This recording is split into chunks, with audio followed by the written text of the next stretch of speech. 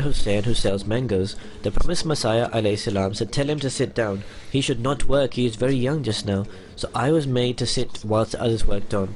Once it was so freezing cold that even the water in the pond froze. In those days, because he says I was from an area with warm climate, I felt freezing.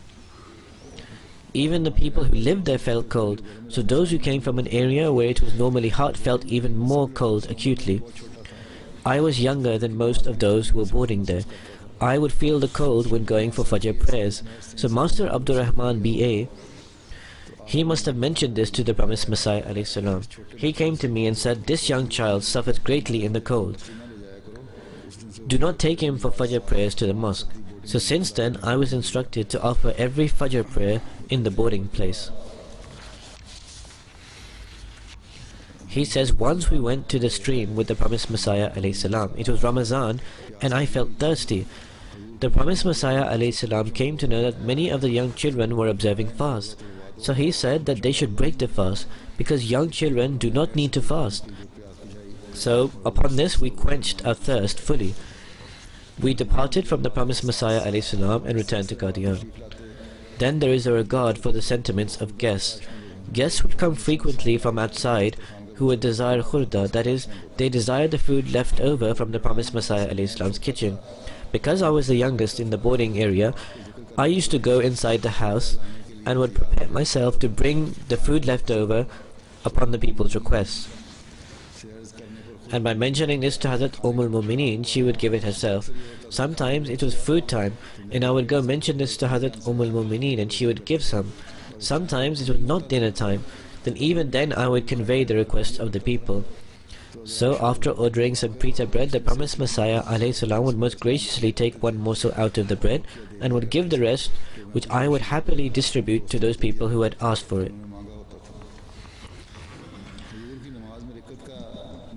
How did he observe the deep involvement and enjoyment of the promised Messiah ﷺ in prayer? He writes, the promised Messiah ﷺ led Hazrat Maulvi Abdul Karim Sahib's funeral himself.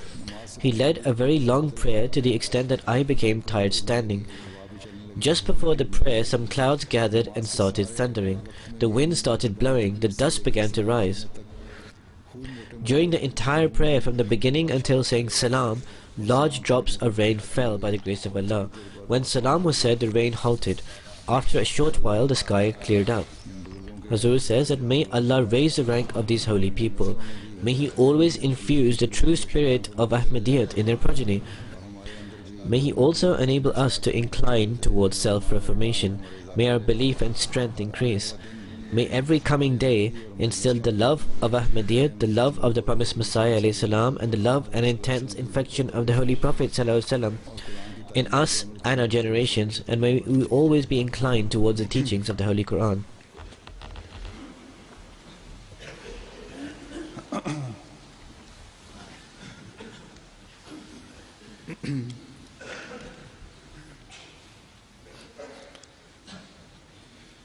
Alhamdulillah, nahmaduhu wa nasta'inuhu wa nastaghfiruhu wa nu'minu bihi wa natawakkalu alayhi wa na'udhu billahi min shururi anfusina wa min sayyiati a'malina.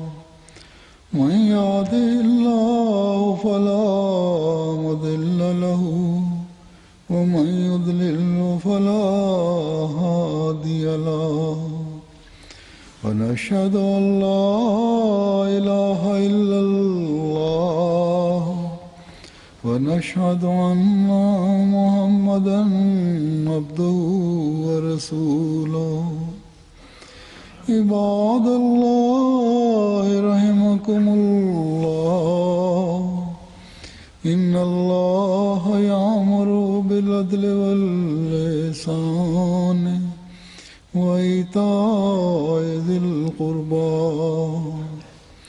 وينهى عن الفحشاء والمنكر والبغي يعظكم لعلكم تذكرون اذكروا الله يذكركم وادعوه يستجب لكم ولذكر الله أكبر